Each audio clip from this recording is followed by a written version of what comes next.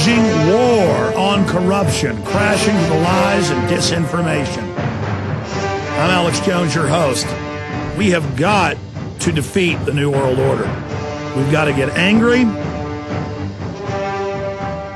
We've got to get focused. We've got to decide that it's good and wholesome to hate tyranny and corruption and people telling you how to live and what to do. They got all these excuses, all these reasons. They're a pack of criminal, degenerate liars.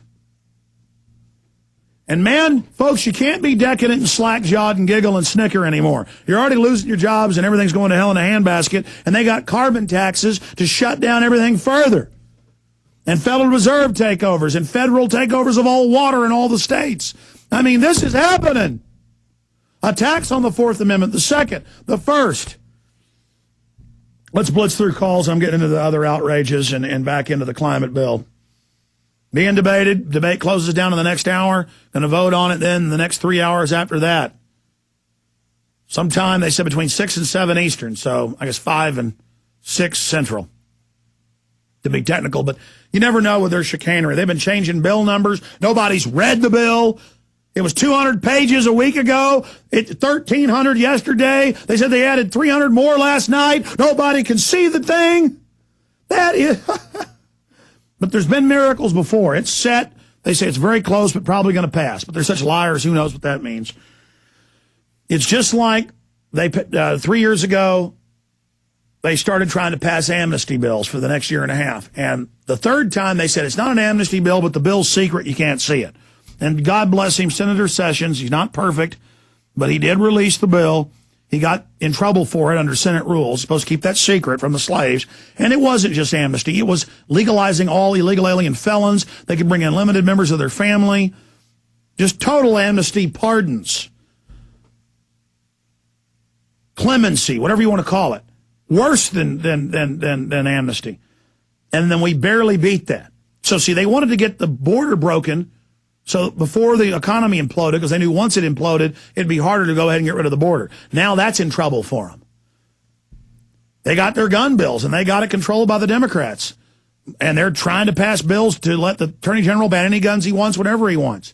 And bills to shut down gun manufacturers and gun stores and private transfer to your friends and to put you on a no-fly list, no gun buy list, no judge, no jury, no record. I mean, cyberbullying bills to openly ban free speech. I mean, we're just getting hit here. They're making their move, man. We're at the Alamo. The enemy's coming up over the walls. It's time to be swinging your rifle, folks.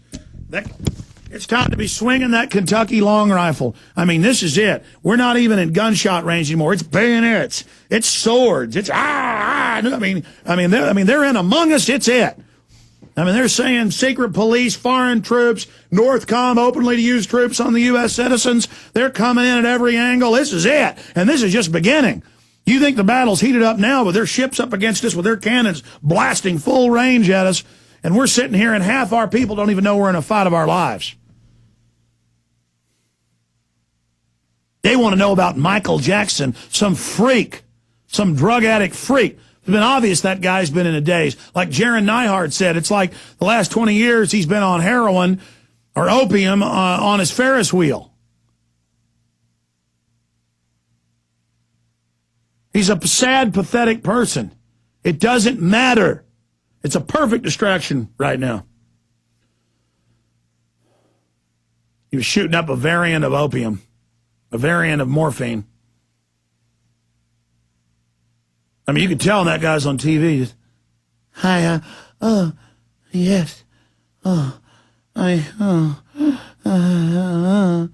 you'd see him on TV with his nose with like plastic on it, like flapping in the wind.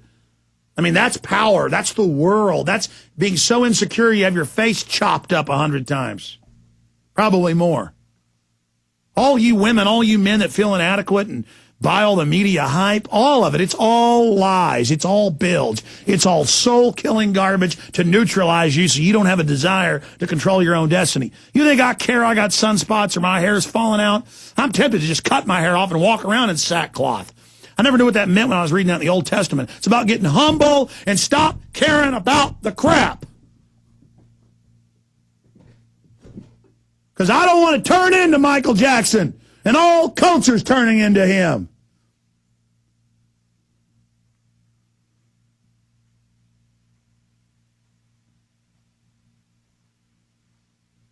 You know, all these decadent Hollywood people that aren't centered, it's a blessing that they rot. It's a blessing they die, because their decadence and evil is finally brought to an end. Death's the great equalizer. Those of us that love God and honor and decency, we're not afraid of death, because we're beyond all your worldly crap.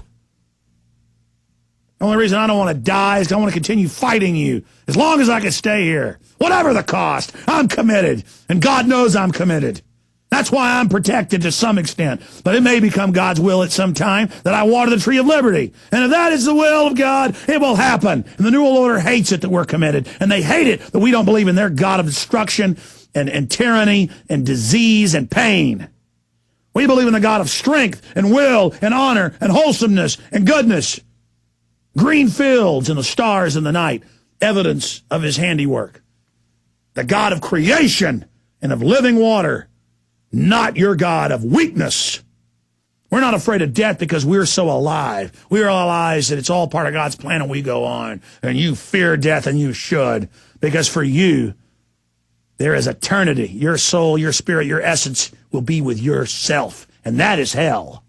Hell is what you love, and it's what you get.